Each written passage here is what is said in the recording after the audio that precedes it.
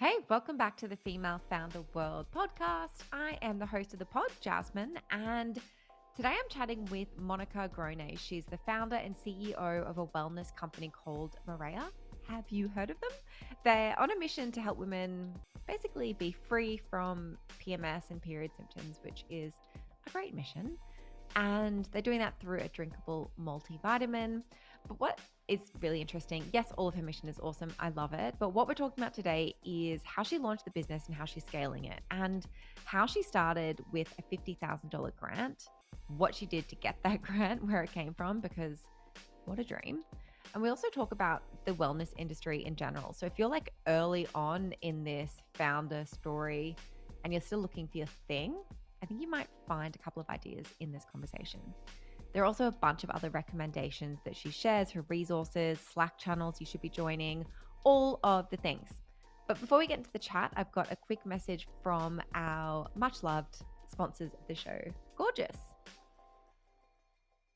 I am Alexandria Collis, Director of Customer Experience for Princess Polly. I'm focused on our strategy and innovation in the CX department here at Princess Polly. The Princess Polly online store was born in a true startup style in 2010 in Australia, and we launched our US-based operation in Los Angeles in 2019. And now we are one of the fastest growing online women's fashion brands in the US and Australia. Our first value is customer centricity. So every single department is paying attention to the customer experience. We aim to deliver every single time, and being customer focused is really daring to be different. We first and foremost listen to our customers and always remember that customer perception is reality. Our demographic is Gen Z, and this is the I expect a response now. I call them the now customer. Our CX teams engage across every single channel. It is very important that we meet our customers where they are, and Gorgeous allows us the opportunity to be efficient with all of these channels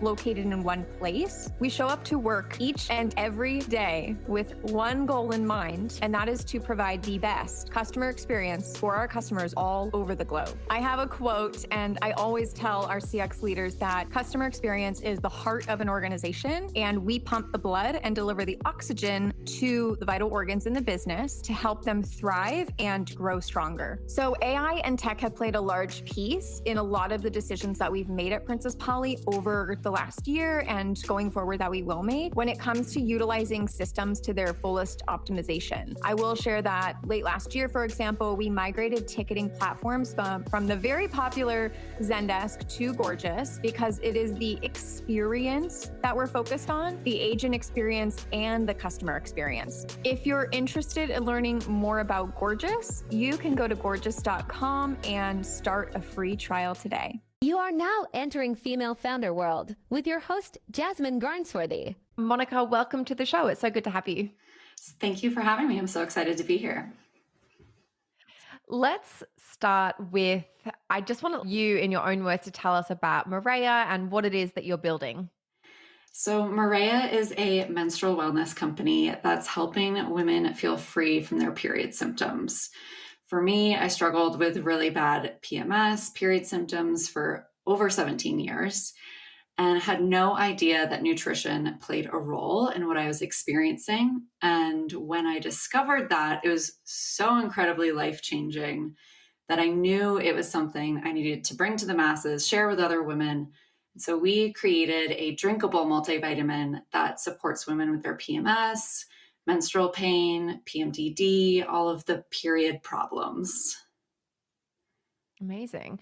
And I was, doing a little bit of research into you and your background, and it sounds like you've got a really strong marketing kind of experience professionally. What was your career leading up to launching your own company, and how did all of this come about, the idea, and how did you get there? Yeah, in my early 20s, I was actually a professional athlete in the outdoor industry. So I was a skier and I worked with outdoor industry brands. And that really kicked off my marketing career because I was marketing myself.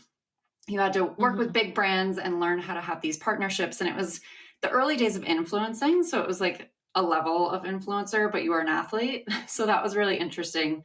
But it led me into production and working with brands like the North Face and REI and O'Neill and a lot of outdoor industry brands where I was actually producing outdoor industry films.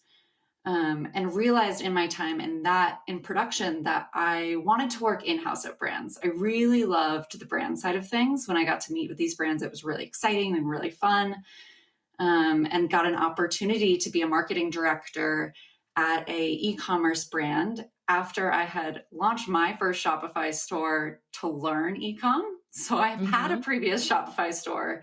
It was just kind of a backyard at-home brand, if you will, and went on to be a marketing director in the pet space for a multi-million dollar e-com brand. And that was so fun, such an amazing experience. It was bootstrapped. And so I got to learn so much.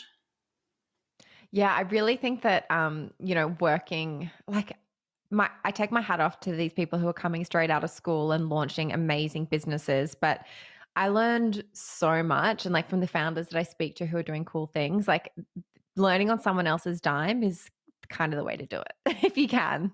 Yeah. And it taught me a lot about how I wanted to do it different and what I would change. I used to keep this journal about all of my bosses and how I wanted to be a different kind of boss.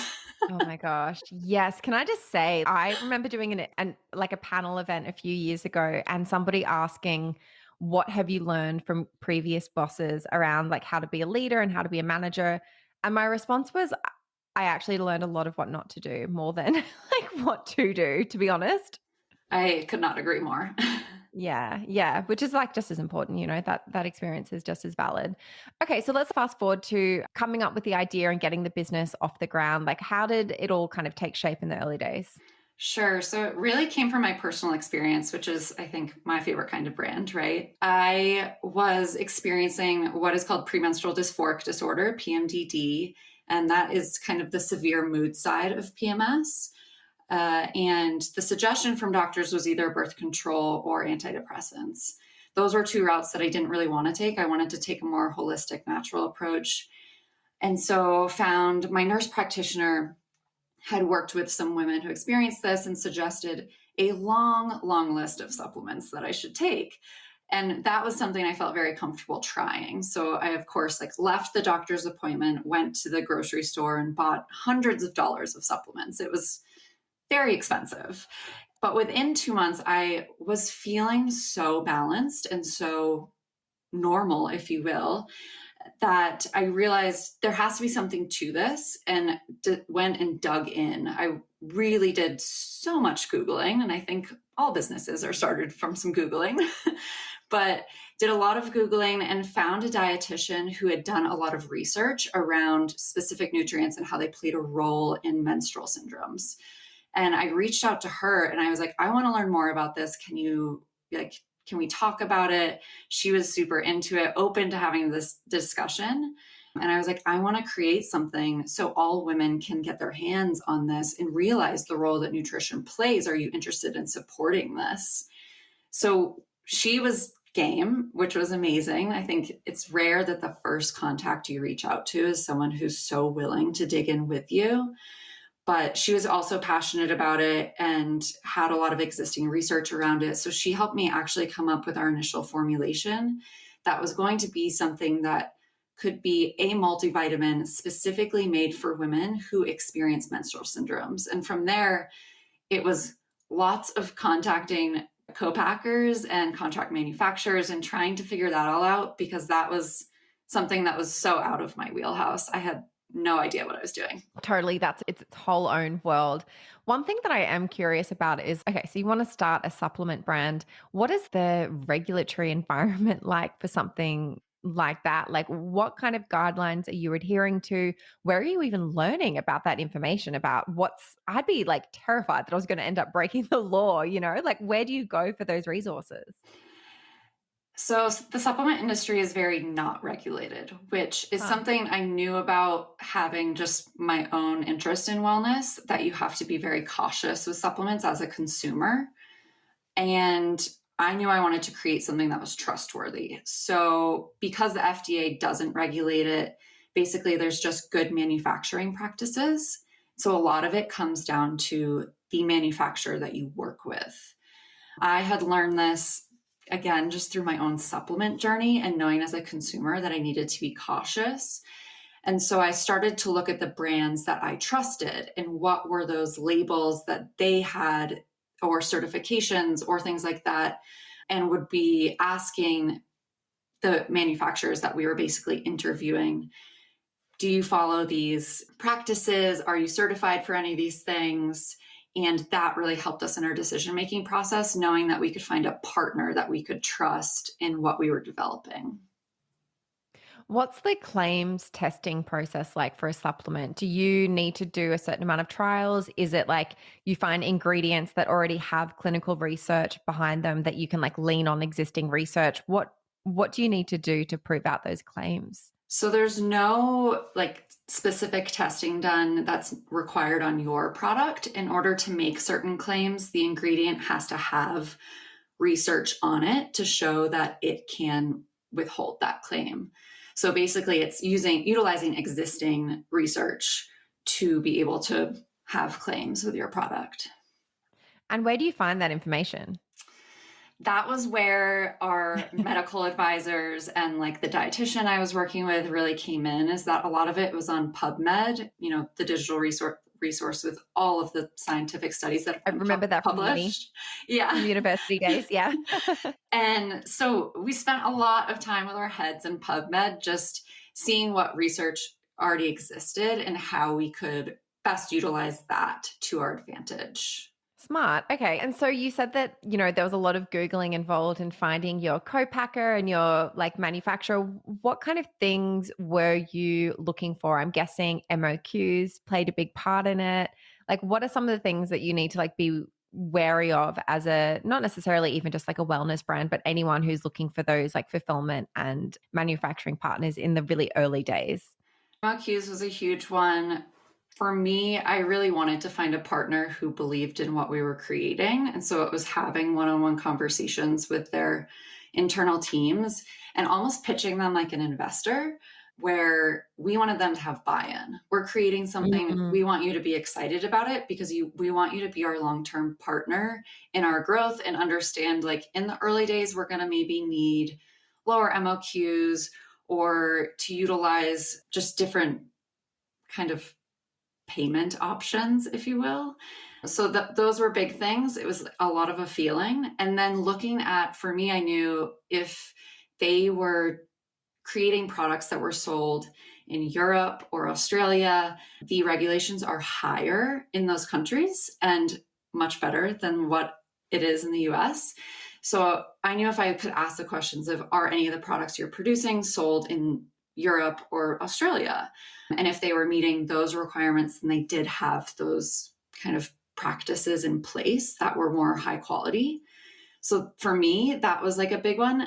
And just looking at like good manufacturing practices, if they were following those, and if they had NSF certification was big, because that's, again, just another level of certification that we know their facility is already following these practices. So even if we can't early on afford to have the stamp on our package, this facility is already following the practice. That's super interesting. What was when you were first launching, what were some of the things that you were doing to really get traction, get those first customers? We're talking 2020, which is a totally different landscape. And I'm really curious about like what was working during that time. For us, our like first 100 customers out the door came from a Forbes placement. In our launch month, we had an article in Forbes about my story and why I'm bringing this product to market. And that was huge for us. I knew kind of going into it that we weren't going to have big budgets for marketing. We're bootstrapped. So I needed to get really scrappy. So I was doing a lot of press pitching myself, trying to make friends with writers and anyone who I thought would be interested in what we were building.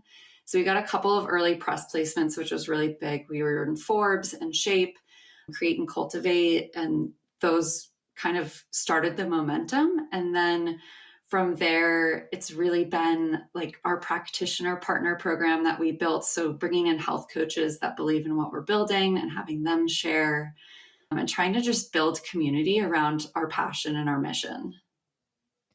What does it all kind of look like now that you've been operating for a couple of years?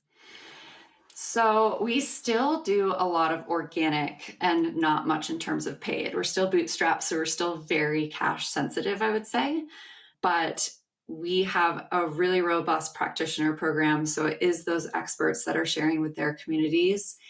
And we really believe in the collaboration with these people. So they are all sharing their own message around health, nutrition, women's health.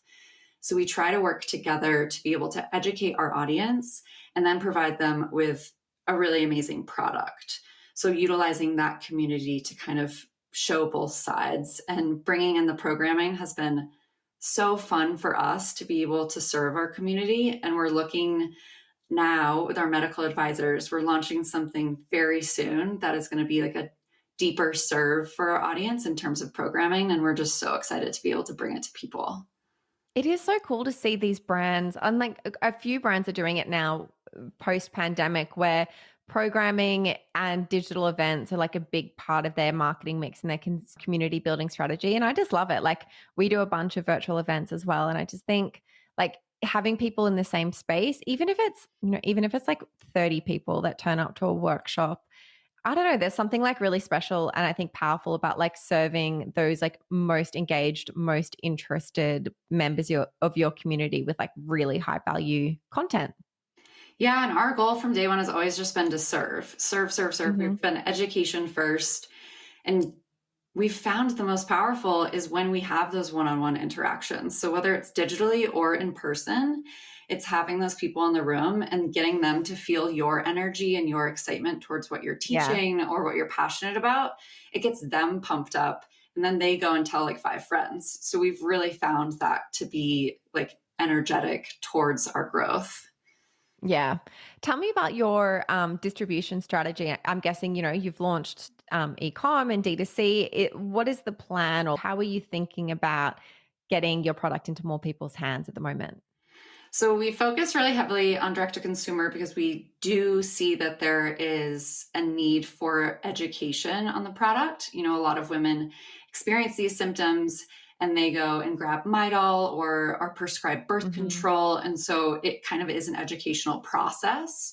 We have just recently gotten invited to test in some pharmacies. That would be really big for us. And we're excited to see how that goes. But I do kind of have the question of, is the education necessary to get it across, or are women adopting this? So that's something we're exploring. I think to be on a shelf, I'd love to sit next to a Midol and be an all natural option.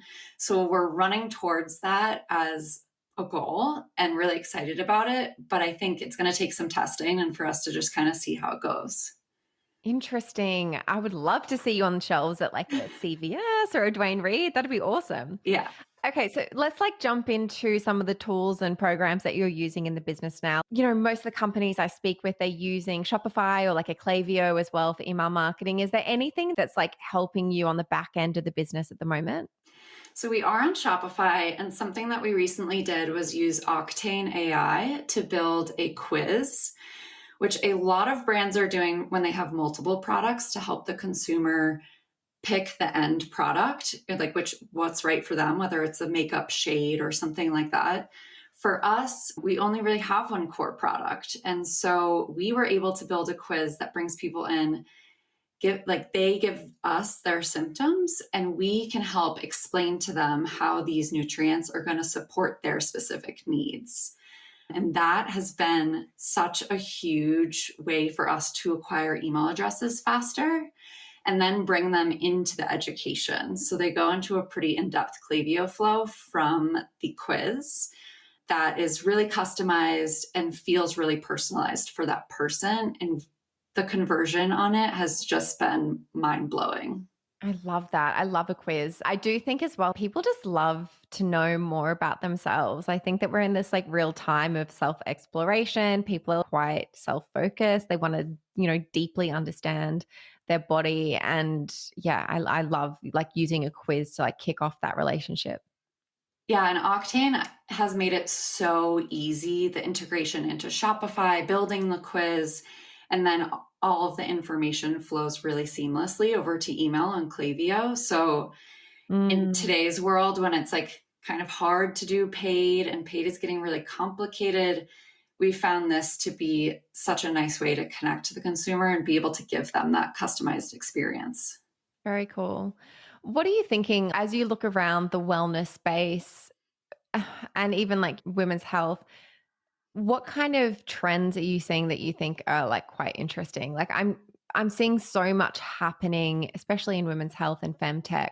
And I'm just curious, like what are founders seeing in terms of white space right now? Like if somebody wanted to come in and like do something, like is there anything that you're looking at and you're like, oh, that's kind of interesting?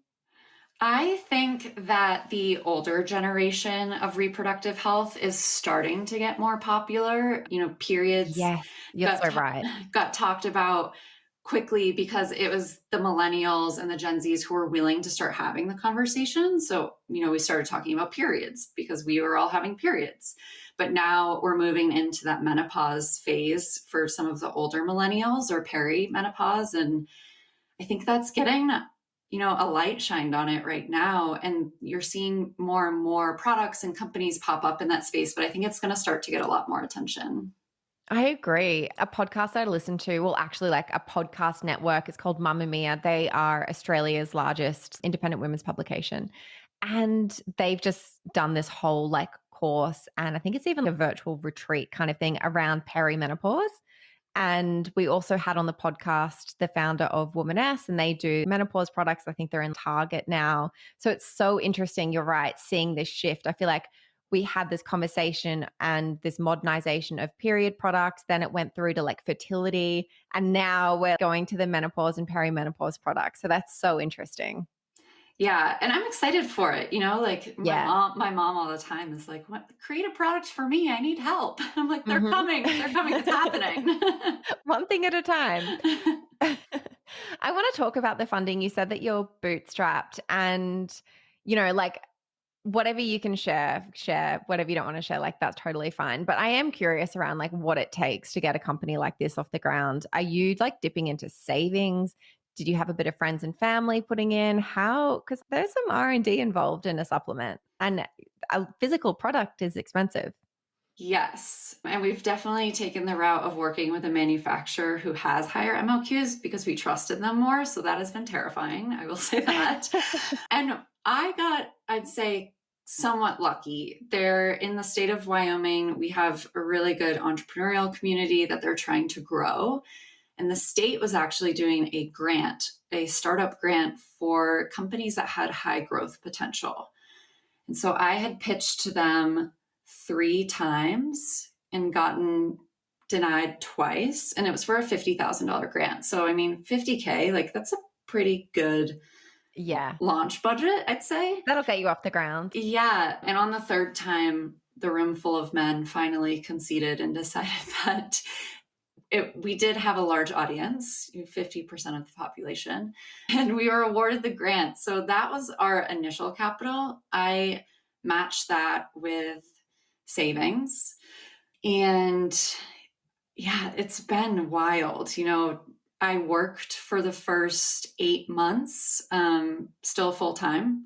So I was full time and launching the business, which definitely made us grow slower in the early days, but was worth it to me to be able to retain my company. And still to this day, I do some consulting so that I don't have to pull as much out of the company for myself. So that's kind of been my path, and it seems to look different for everyone. Yeah. And can I just say as well, a lot of the founders that I speak with, even who have venture-backed businesses, are doing consulting work on the side so that they don't draw down on money that can be going back into the business. Like people that you would think, oh no, that business is huge. I'm seeing them all over Subway ads. They're still doing a bit of stuff on the side to, put in their own pockets for sure. Yeah. And I don't want to have to like feel pressure to pull money out of my business. So for me, I'm like, if I can spend 5 to 10 hours a week, making money to put dinner on the table, that's great. That's fine. Yeah. And I can totally do that. Yeah. Okay. So you started with that 50 grand grant and your savings. What was that going to? Like, what was the biggest expense?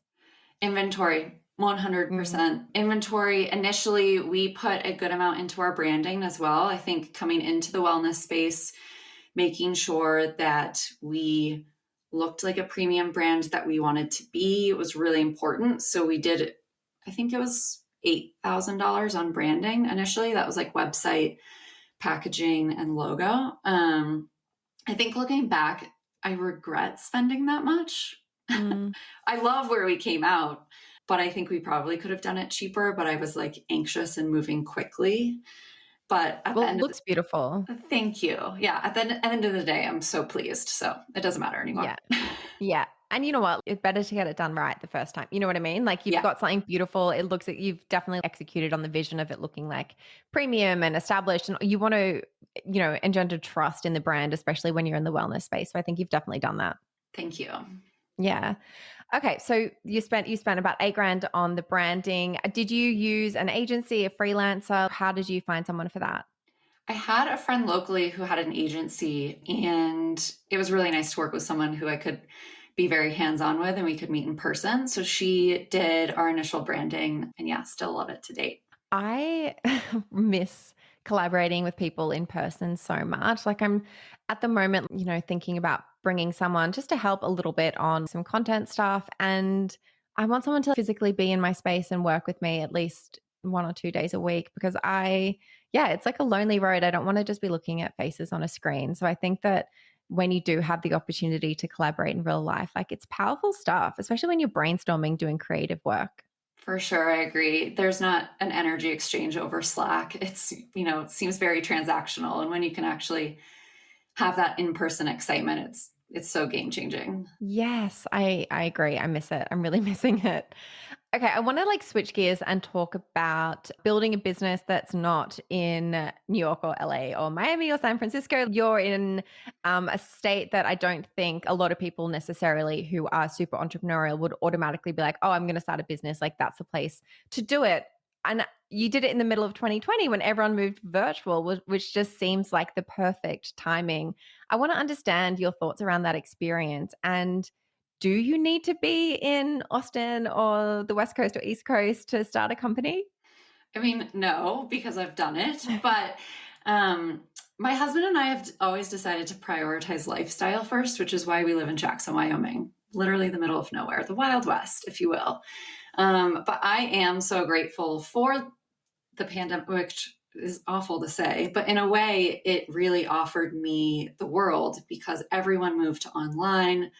All of these resources were flooding on Twitter and into these Slack groups, and the world went digital. And for me, who was not based in New York or LA or a hub, I was able to participate and get to know the other people in the space, in CPG, in e-commerce. And I think it really propelled us forward faster, and myself as well.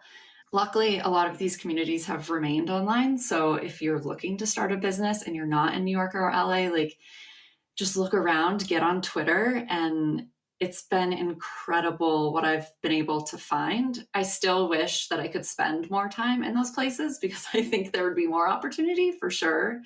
But I'm grateful to be able to do it from where I am, and it's possible. Can you recommend any specific groups that you're a part of that you think are great, or Slack channels, or is it more just people that you follow and engaging more one-on-one over DM or whatever? Yeah, there's a couple of Slack channels. There is the D2C family that Kristen LaFrance started, and that's amazing. Go follow her on Twitter, Kristen LaFrance. And CPG Club, which was started through Repeat, which is an amazing Shopify app as well. Those have all been really powerful. Also, there is the Commerce Club on Facebook, which was started by Dolma, and that group in there, it's all female, all e-commerce operators, has been really, really helpful and supportive. Amazing. And then the last question that I ask everyone who comes on the show is for a resource. And you've just given us a bunch of great ones, but is there a book or a podcast or something that's kind of helped you over the last couple of years as you've been building your business? I'll say the book that was the catalyst for me was Mickey Agarwal's book, Get Shit Done, I think is the title. I found that because she had started a period company. She started Thanks, and that to me was really inspiring. Shortly thereafter, I had read that Jaime Schmidt came out with her book Supermaker in the last year. And again, that was really inspiring. She built from the ground to selling to a large conglomerate. So both of those stories were really, really inspiring to me. And I just love those books.